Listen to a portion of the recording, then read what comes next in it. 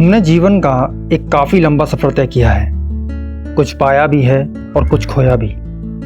जिनमें शामिल हैं वे लोग, वो चेहरे जिन्हें हम जानते थे, पहचानते थे, बातें करते थे, लेकिन आज वक्त के बीते पन्नों पर बस याद बन के रह गए हैं। हर रोज़ न जाने कितने ही जीवन पीछे छूट जाते हैं। कुछ हमारे अपने होते हैं, कुछ सामाजिक। अब या तो ये आपकी नानी हो, दादी हो, या कोई अन्य जो आपकी नज़रों के सामने पंचतत्व में विलीन हो गया, या वे लोग हों जिनका आपसे रिश्ता भले ही ना हो, लेकिन आप उन्हें जानते जरूर थे, जैसे पड़ोस में कोई वृद्ध या अन्य व्यक्ति जो आज नहीं है। लेकिन मृत्यु के बाद चेतना का क्या वजूद रहता है? क्या हमारी मेमोरीज या जीवन भर की यादें बिना किसी शरीर के भी आत्मा के साथ जुड़ी रह सकती हैं, जिससे हम किसी के मरने के बाद भी उसकी यादों को हमें समझ आ सकने वाली भाषा में रिट्रीव या रिकॉल कर सकें? जैसा पैरानॉर्मल एक्सपर्ट स्टीव हफ क्लेम करते हैं, गुजर चुके व्यक्तियों की आत्माओं से बात करके। तो क्या हमारी मेमोरीज कभी नहीं मरती? आइए चलते हैं हमारी चेतना के परे उस अलौकिक संसार में, यह जानने कि क्या यह मुमकिन हो सकता है कि आत्मा बिना किसी शरीर के एक आयाम से दूसरे आयाम में सीधे ही अपनी यादों को हम तक पहुंचा सके।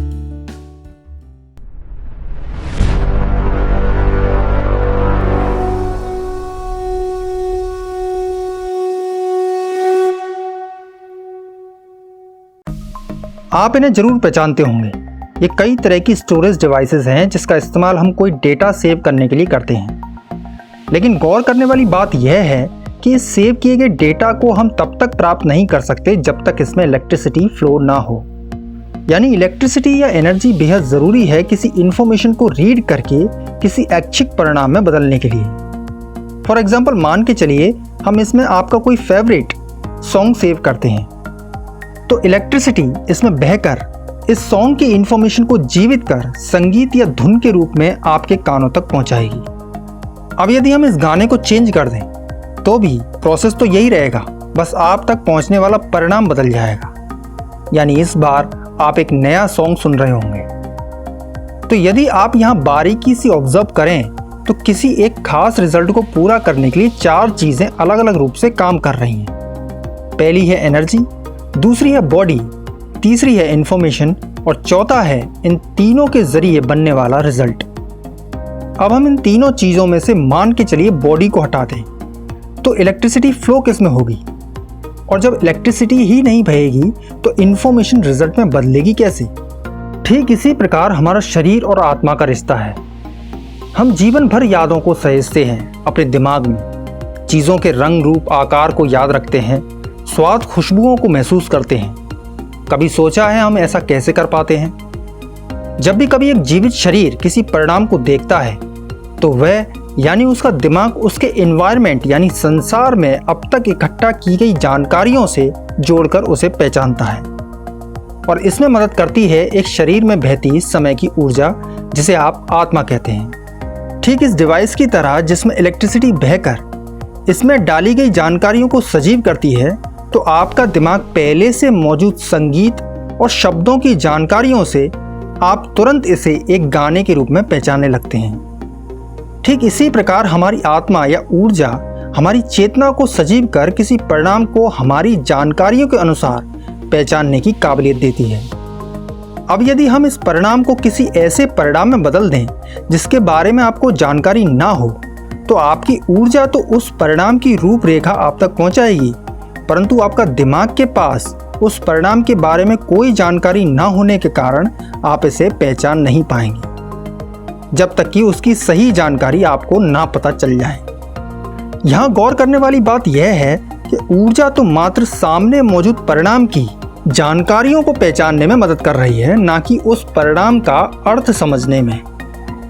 यह तो आपका दिमाग है जो पहले से मौजूद यादों या जानकारियों को उस परिणाम की जानकारियों से जोड़कर उसके अर्थ तक पहुंचता है, और इसी वजह से एक परिणाम का अर्थ 2 अलग अलग व्यक्तियों के लिए अलग अलग हो सकता है, भले ही उन दोनों की आत्माओं का केंद्र एक ही क्यों ना हो।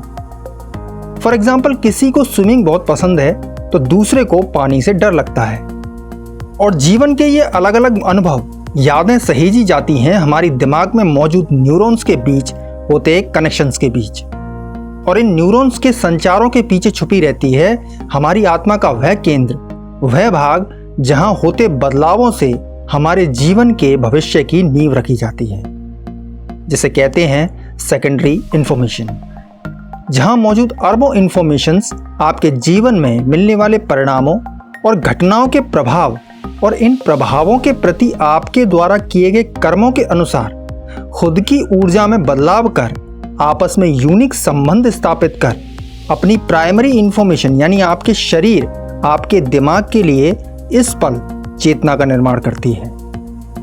यानी कि यही वह ऊर्जा है जो आपको प्रत्येक पल परिणामों को पहचानने, उन्हें महसूस करने, यादों को संजोने की काबिलियत देती है, जो जीवन का एहसास कराती है, जो हम तक किसी परिणाम की वे अहम जानकारियां पहुंचाती है जिससे हम उस परिणाम को उसके रूप, रंग, आकार के आधार पर पहचानते हैं। अब यदि इसे अन्य शब्दों में समझें तो हमें हमारी चेतना के परे कार्य करती एक त्रिस्तरीय कार्यप्रणाली नजर आएगी, जिसमें सबसे पहली है इंफॉर्मेशन, यानी कि प्रत्येक परिणाम को पूरा करती छोटी छोटी जानकारियां, जिसमें आपका शरीर भी शामिल है। दूसरे स्तर पर है संचार, यानी सेकेंडरी इंफॉर्मेशन, और आपके सामने मौजूद किसी परिणाम की जानकारियों का एक दूसरे के लिए, एक दूसरे की ऊर्जा का संचार करके एक दूसरे के लिए समय की एक निश्चित गति पर एग्जिस्ट करना या मौजूद रहना। और तीसरा स्तर है अर्थ।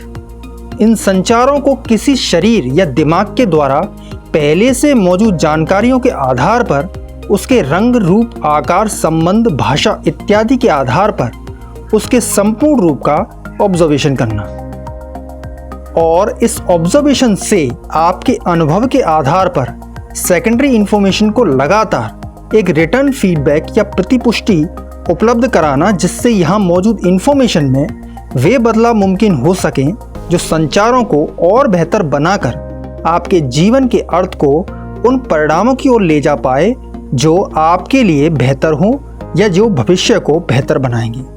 और इस तरह हमारी चेतना का लगातार परिवर्तन संभव होता है। इसके साथ साथ ऊर्जा का इस तरह लगातार परिवर्तित होकर सीखते रहने की प्रवृत्ति ने ही हमारे क्रम विकास को आज इस मुकाम तक पहुंचाया है।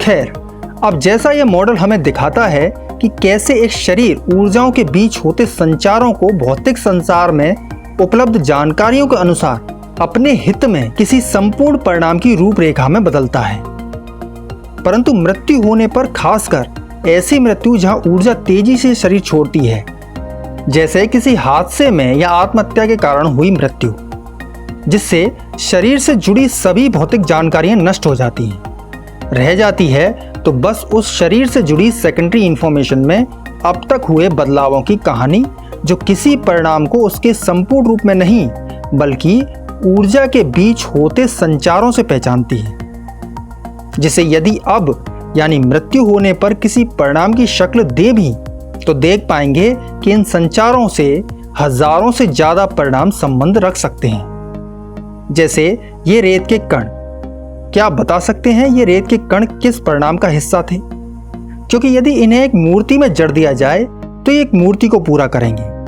यदि एक मकान में चिन दिया जाए तो एक घर बनाएंगे।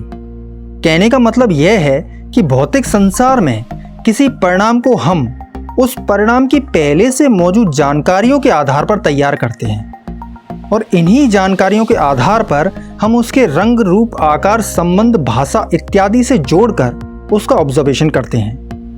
लेकिन मृत्यु पश्चात शरीर के ना होने से ये जानकारियां नष्ट हो जाती हैं। तो कैसे कोई व्यक्ति एक डिवाइस के जरिए ऊर्जा या व्यक्ति की आत्मा के पास मौजूद जानकारियों के मात्र संचारों से एक सटीक परिणाम की गणना कर सकता है, जैसा हम किसी पैरानॉर्मल एक्सपर्ट को देखते या सुनते हैं किसी की आत्मा से बात करते हुए, और वह भी उसका नाम पुकार कर, क्योंकि नाम भी भौतिक संसार का ही एक अवयव है, ना कि उस ऊर्जा का जिसने हमें जीवन दिया है।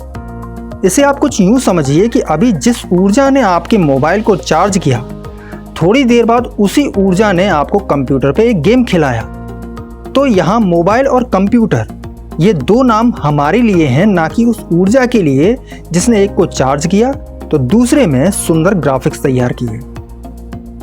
इसके साथ साथ पैरानॉर्मल एक्सपर्ट्स के क्लेम पर कुछ विरोधाभास भी उत्पन्न होते हैं, जिसमें से एक है टाइम एंड स्पेस।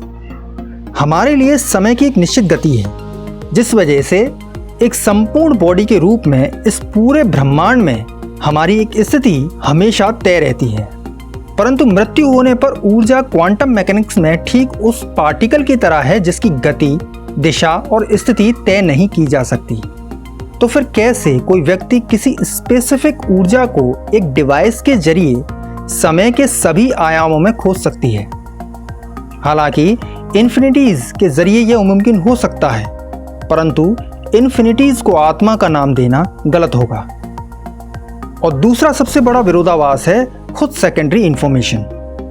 जैसा अभी हमने देखा, हमारे रिटर्न फीडबैक से इंफॉर्मेशन की ऊर्जा में बदलाव आता है, जिससे हम उस बदलाव से संबंधित किसी परिणाम की ओर आकर्षित होते हैं।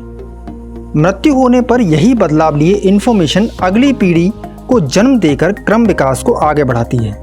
परंतु इसके बीच एक पल के लिए हम मान लेते हैं कि एक डिवाइस ने किसी तरह इस ऊर्जा से संपर्क बना लिया, तो भी मात्र ऊर्जा के इन बदलावों और इंफॉर्मेशन के बीच आपसी कनेक्शन से एक सटीक परिणाम की गणना कर पाना पूरी तरह नामुमकिन है।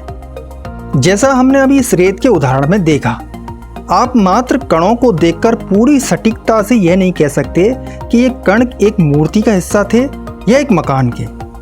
किसी इंफॉर्मेशन से एक सटीक परिणाम की गणना मात्र दो ही केसेस में मुमकिन हो सकती है। पहली, या तो उस डिवाइस के पास इस संसार में मौजूद प्रत्येक परिणाम को पूरा करने वाली सभी इंफॉर्मेशन की जानकारी हो, जिससे वह डिवाइस सेकंडों में पता लगा सके कि इस बदलाव के पीछे भौतिक संसार का कौन सा परिणाम जिम्मेदार है। इस तरह की काबिलियत होना पूरी तरह से नामुमकिन है, क्योंकि इसके लिए एक डिवाइस या किसी व्यक्ति विशेष को समय की सर्वोच्च गति पर होना अति आवश्यक है। और दूसरे केस में उस डिवाइस या व्यक्ति विशेष को ऊर्जा में आए बदलावों के पीछे छिपे कारणों या परिणामों के बारे में पहले से ही जानकारी हो। परंतु प्रैक्टिकली यह भी नामुमकिन है, क्योंकि बंद कमरे में किसने किसको मारा यह या तो मारने वाला जानता है या मरने वाला।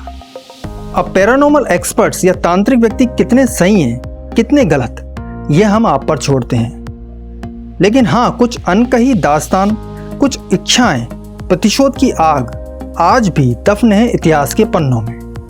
ये वो एहसास हैं जो लोग दावे करते हैं कि उन्होंने कुछ महसूस किया ख्यालों में और बहुत ही रेयर केसेस में वास्तविकता में। लेकिन ये दावे, ये एहसास वैसे नहीं हैं जो हमें यह समाज, फिल्में या ये पैरानॉर्मल एक्सपर्ट्स दिखाते हैं या कह लीजिए डराते हैं। क्योंकि जिसने ये महसूस किया है वह जानता है कि ये घटनाएं ना तो समझाई जा सकती हैं न दर्शाई, बस जीवन का एक छोटा सा हिस्सा बन के रह जाती हैं, चाहे देवीय रूप में हो या शैतानी रूप में।